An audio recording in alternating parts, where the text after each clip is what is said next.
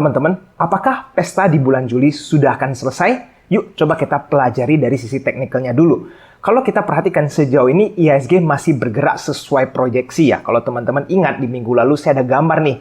Proyeksi IHSG seperti apa? Yaitu garis biru ini. Nah, sejauh ini IHSG masih mengikuti proyeksi saya ya. Mereka mencoba tembus resistance, tapi gagal dan mulai ada koreksi. Nah, mungkin beberapa hari akan mencoba lagi nih untuk tembus resistance dan kemungkinan masih akan tetap gagal. Nah, jadi teman-teman sejauh ini memang IHSG sudah cukup tinggi ya. Dan kalau kita lihat dari sisi asing seperti apa, 1 minggu terakhir sebenarnya masih overall dibelanja oleh asing ya. Foreign flow masih cukup sehat. Cuma di Jumat kemarin asing exit lumayan besar ya, dan saya rasa ini aksi profit taking karena banyak saham blue chip yang dijual dan memang IHSG sudah rally cukup tinggi. Makanya nih kalau kita lihat Jumat kemarin asing minus sampai hampir 800 miliar hanya dalam waktu 1 hari. Nah, kita sebentar lagi akan memasuki nih bulan Agustus. Kalau secara statistik seperti apa sih pergerakan di bulan Agustus untuk IHSG? Jadi kalau kita lihat dari historis 9 tahun terakhir, IHSG itu ya hanya merah 2 kali di tahun 2019 ya dan di tahun 2015. Nah, teman-teman perlu pahami bahwa kalau IHSG itu turun hanya sedikit pada tahun 2019. Kalau di tahun 2015 itu memang cukup banyak karena secara overall IHSG itu memang tertekan cukup agresif. Bayangin saja Juni, Juli, dan Agustus itu beruntun merah dan cukup besar. Tetapi di luar itu hampir selalu hijau ya IHSG di bulan Agustus. Nah, jadi kalau teman-teman perhatikan di bulan Agustus tahun 2023 ini secara statistik kemungkinan IHSG itu akan hijau. Dan kalaupun terjadi koreksi, kemungkinan tidak akan besar. Karena di tahun 2019 saja walaupun merah itu tidak sampai 1%. Overall Agustus itu adalah bulan yang baik untuk IHSG. Jadi teman-teman strategi di bulan Agustus adalah jika nanti nih teman-teman pada saat memasuki bulan Agustus ada mulai koreksi ya atau adanya pullback, itu menjadi kesempatan buat teman-teman ambil posisi dan melakukan trading. Oke, selanjutnya kita perhatikan dari sisi USD IDR ya 15.100 pada saat video ini dibuat. Nah, perlahan-lahan nih IDR kelihatan semakin melemah ya, USD semakin menguat. Apa nih penyebabnya? Teman-teman perlu tahu ya bahwa sebentar lagi laporan inflasi Indonesia akan keluar di bulan 1 Agustus. Nah, kalau kita lihat dari trading economics forecast mereka itu di 3,2%. Artinya apa? Akan kembali terjadi turun lagi nih inflasi dari yang 3,52 menjadi 3,2. Which is good ya kalau inflasi mulai terus melandai. Nah, tetapi teman-teman kita perlu pahami kenapa sampai tadi USD IDR itu bisa pelan-pelan merangkak naik. Karena di Amerika, The Fed itu sudah menentukan terjadinya kenaikan suku bunga. Dan sedangkan di Indonesia, trading economic forecast itu Indonesia tidak akan melakukan kenaikan suku bunga lagi nih untuk di bulan Agustus. Artinya apa? Kalau nanti Amerika terus menaikin suku bunga dan Indonesia terus mempertahankan suku bunga, maka disitulah resiko USD IDR akan lanjut naik. Dan sejauh ini, menurut saya Indonesia perlu perhatikan nih, kalau mereka tidak naikin suku bunga dan nanti inflasi terus turun sampai mendekati 2, ya menurut saya mereka PR-nya adalah memperhatikan USD IDR. Karena nanti kalau misalkan IDR terlalu lemah, itu juga akan menjadi problem buat stock market yang ada di IHSG. Jadi nanti urusannya bukan ke inflasi, melainkan ke USD IDR-nya. Oke teman-teman, kita tunggu nih kira-kira laporan inflasi seperti apa. Lalu teman-teman, sekarang kita sudah memasuki earning season ya, di mana banyak laporan keuangan itu terus keluar. Sehingga kita perlu tahu nih saham-saham apa atau perusahaan apa yang mengalami kenaikan dari sisi omset maupun profit mereka. Ada nggak sih saham yang menarik? Oke, jadi kita perlu tahu nih teman-teman, pada saat membeli sebuah saham, fundamental itu juga penting. Dan kenapa fundamental penting? Jadi begini, kalau sebuah fundamental itu bagus, teman-teman beli, perhatikan profitnya bagus. Nah, kalau profitnya bagus, artinya mereka bisa berpotensi memberikan dividen yang besar untuk para investornya. Karena real money masuk ke dalam perusahaannya. Ya kan? Lalu kalau dividen baik, artinya ada beberapa nih investor yang ada kemungkinan reinvest ke dalam perusahaannya ataupun ke dalam sahamnya. Nah, kalau reinvest terjadi, apa yang kira-kira selanjutnya terjadi?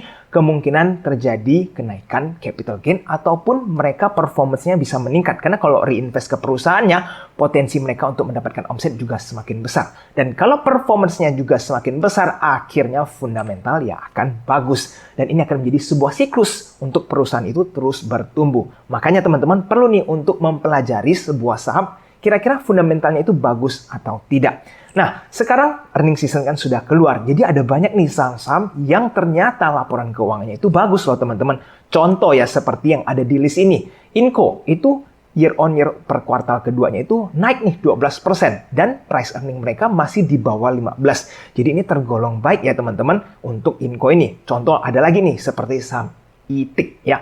Nah untuk ITIC ini bahkan price earningnya lebih kecil dari Inco dan bukan cuma YoY-nya kuartal kedua naik ya. Nah ternyata untuk Q on Q-nya juga terjadi kenaikan. Berarti dia itu naik secara Q on Q dan juga YoY. Dan dengan price earning di bawah 15, saya rasa ITIC juga salah satu saham yang menarik untuk teman-teman perhatikan. Nah ini ada banyak banget nih teman-teman saham-saham yang dimana kuartal kedua YoY-nya itu terjadi pertumbuhan. Ya contoh nih masih ada lagi nih.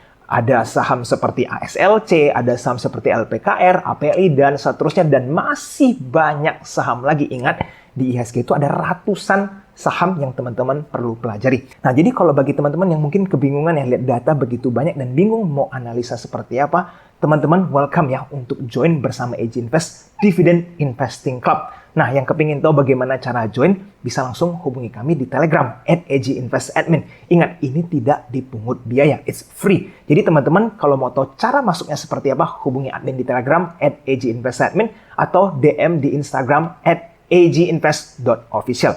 Oke, kita lanjut nih teman-teman membahas tentang saham IPO ya. Maha ini baru saja memberikan cuan yang cukup banyak bagi para retail ya. Gimana tidak mereka membagikan ya cukup royal, hampir 5%. Lalu udah arah 2 kali dan bahkan di hari ketiga itu masih sempat naik. Nah, teman-teman, sementara ini pada saat video ini dibuat itu harga Maha berada di 228. Apakah ini bisa lanjut naik? Kemungkinan bisa, tetapi ada kemungkinan terjadi pullback dulu nih, baru nanti Maha akan naik. Dan kalau teman-teman nanti perhatikan harga call itu lanjut bertahan di atas 120 atau di atas 130, menurut saya sektor energi ini masih cukup menarik untuk teman-teman gunakan momentum sebagai trading. Oke, happy cuan buat teman-teman yang sudah ikutan di saham Maha. Nah, selanjutnya teman-teman yaitu di RMKO. Nah, RMKO ini sudah close ya, jadi udah di allotment. Sebentar lagi akan melantai di bursa. Jadi kalau kita lihat dari Maha kemarin banyak retail yang cuan, jadi euforia ya, happy nih. Mereka juga belanja di RMKO, mungkin dananya cukup banyak dan retail yang berpartisipasi juga cukup banyak. Dan akhirnya apa? Allotment-nya nih teman-teman unik sekali nih. Baru kali ini nih,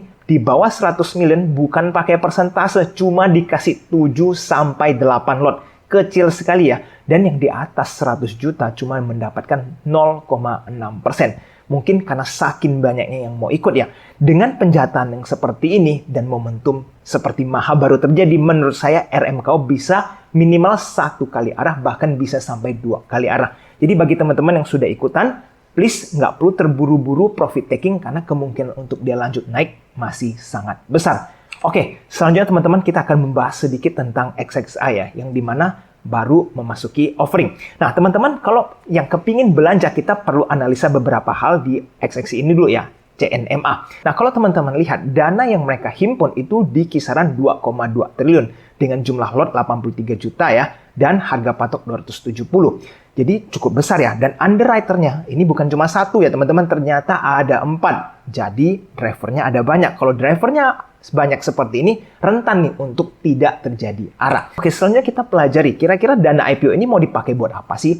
Ternyata sekitar 65% akan digunakan oleh perusahaan untuk pendanaan pengembangan dan ekspansi jejaring bioskop sinema XXI. Jadi good ya 65%. Nah, yang menarik 20% akan digunakan perusahaan untuk pembayaran lebih awal sebagian pokok utang. Nah, jadi teman-teman 20% dari 2 triliun tadi itu mau dipakai buat bayar hutang lebih cepat. Nah, ini akan menjadi menarik. Baru sisanya untuk modal kerja.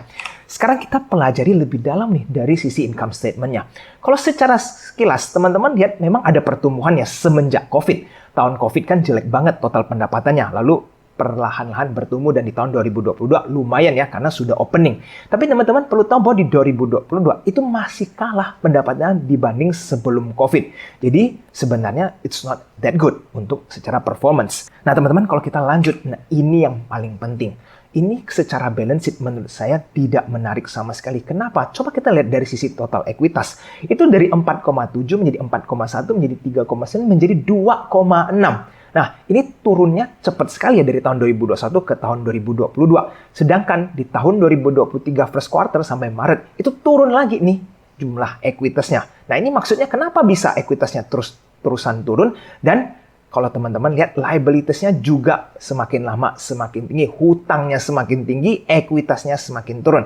Ini sesuatu yang tidak baik secara balance sheet. Dan kenapa ekuitasnya bisa terusan turun? Karena mereka peras retain earning mereka atau laba ditahan mereka dalam bentuk dividen, mereka bagikan nih kepada para investor sebelum mereka IPO. Jadi menurut saya sejauh ini balance sheet-nya mereka tidak menarik. Dan secara income statement pun tidak fantastis ya, karena masih kalah dibanding tahun 2019 kemarin. Dan teman-teman, saya akan memberikan sedikit gambar untuk kompetitornya, BLTZ, karena mereka sudah IPO cukup lama, yaitu CGV. Teman-teman kalau lihat dari sisi grafik, itu mereka sempat naik luar biasa tinggi, tapi secara konsisten mereka perlahan-lahan turun dan sekarang sisa 2000. Dan kalau kita lihat dari grafik kecil, teman-teman lihat itu beberapa bulan pertama constantly turun ya untuk saham CGV. Dan mereka bisnis modelnya sama loh ya. Mereka adalah bioskop, jualan makanan di bioskop dan seterusnya. Jadi bisnis model sama, expect kalau resultnya atau sentimen terhadap pasar kurang lebih cukup mirip. Nah, jadi teman-teman, strategi di XXI ini akan seperti apa? Kalau menurut saya, di hari pertama, jika terjadi ARB, teman-teman yang kepingin one day trading, boleh masuk. Jadi bukan nih teman-teman pesan di IPO, melainkan teman-teman tunggu, wait and see. Lalu kalau sahamnya ARB dan ada mulai perlawanan, teman-teman boleh entry. Tetapi kalau di ARB tanpa ada perlawanan, jangan teman-teman berani spekulasi baik, karena hari kedua bisa saja lanjut koreksi. Lalu kalau teman-teman yang kepingin swing, menurut saya tunggu beberapa bulan, tunggu saham XXI ini menjadi tenang dulu. Ya, mereka sideways untuk beberapa minggu atau beberapa bulan, baru teman-teman buy, boleh untuk dilakukan sebagai swing. Kalau yang untuk long term, kira-kira teman-teman ada nih yang mungkin fanatik nonton ya, suka banget dengan film-film yang XXI keluarin, dan teman-teman sudah rutin ya setiap minggu itu pergi nonton dan kepingin jadi investor. Menurut saya jangan invest di sahamnya, karena masih banyak saham-saham lain yang menurut saya bisa memberikan result yang lebih besar sebagai investor. Karena pertama, mereka sudah peras dividennya, ya, lalu mereka timpa dengan hutang. Artinya apa? Untuk kedepannya, profit mereka bisa saja terkuras karena bunga yang mereka pinjam itu dari bank. Oke, jadi hati-hati kalau teman-teman kepingin invest jangka panjang di saham XXI dengan harga sekarang ini. Oke, jadi untuk XXI saya mungkin akan wait and see sampai terjadi adanya koreksi yang cukup ekstrim, baru saya mungkin melakukan spekulasi buy di saham yang satu ini. Selanjutnya teman-teman, dengan merespon video kemarin ya, banyak yang memberikan komentar bahwa mereka itu adalah pemula. Rata-rata baru mulai, ada yang 1 tahun, ada yang 2 tahun, dan seterusnya. Most of the comment menjawab bahwa mereka adalah pemula. Jadi para penonton AG Invest ini, saya harap teman-teman bisa terus mendapatkan banyak value dengan menonton AG Invest seterusnya. Nah, jadi bagi teman-teman yang pemula ini, mungkin teman-teman itu awal mulanya akan terekspos dengan analisa fundamental dan juga technical, which is good ya, teman-teman perlu tahu itu. Tetapi kalau teman-teman yang sudah mau belajar lebih dalam lagi tentang saham, pastikan teman-teman sudah nonton video yang satu ini yang judulnya Masterclass Bandarmologi. Karena saya kepingin semua para penonton AG Invest tahu dulu basic cara analisa bandarmologi itu seperti apa, karena manfaatnya itu sangat besar. Dengan mengetahui cara ilmu analisa bandarmologi, teman-teman itu tahu kapan saatnya entry dan kapan saatnya teman-teman sudah harus exit dari sebuah saham. So, it's free, teman-teman bisa langsung lihat dari YouTube untuk tahap pertama. Nanti saya juga akan cantumkan linknya di kolom komentar di bawah ya. Oke teman-teman, selanjutnya kita ke bagian favorit, yaitu honorable mention. Untuk di video hari ini, honorable mention saham kali ini adalah El Nusa ya teman-teman. Pada saat video ini dibuat, harganya di 374. Kalau kita lihat di 5 tahun terakhir, overall itu cukup sideways ya untuk saham yang satu ini. Tapi teman-teman coba kita lihat dari sisi teknikal, mereka ini sudah dalam uptrend ya. Sempat nih mereka tabrak resistance, gagal. Ya, mereka mulai ke bawah. Dan menurut saya teman-teman, ini tidak lama lagi bisa lanjut ke atas. Teman-teman lihat ada support terdekat ini, kalau mereka jebol, teman-teman boleh masuk di support yang ada di 350. Nah, kalau menurut saya kenapa saat dia terjadi koreksi ke 360 ataupun ke 350 itu menarik untuk teman-teman entry, coba lihat fundamentalnya.